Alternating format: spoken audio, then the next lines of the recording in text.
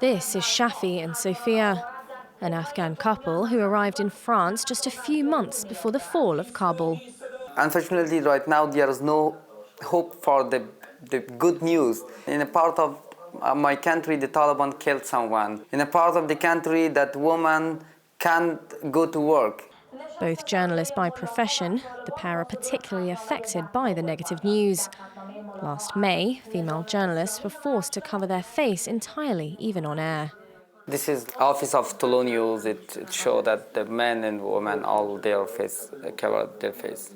The men, however, wear masks, not for health reasons, but out of solidarity. For these professionals, it's a daily battle steeped in risk.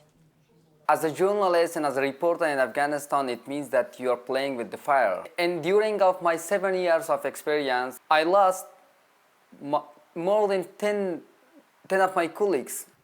In the summer of 2020, Shafi began working on a report in the Nangarhar region of the country. But after receiving a threatening phone call from the Islamic State, he decided to leave the country immediately. This is the all documents that I bring with myself from Afghanistan.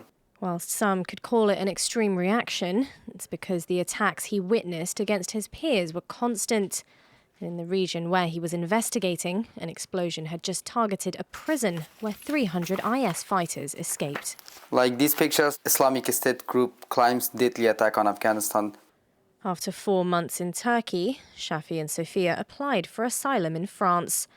In April 2020, they first moved into a refugee house near Nantes, and it was only after settling down in a new country that they learned Kabul had fallen. Up to now, I don't believe it. In 2 or 3 days, all of my countries fell under the Taliban. We lost everything.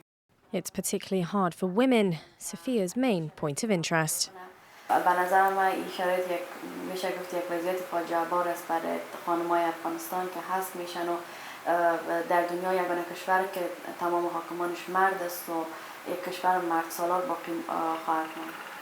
The couple works freelance and often from home.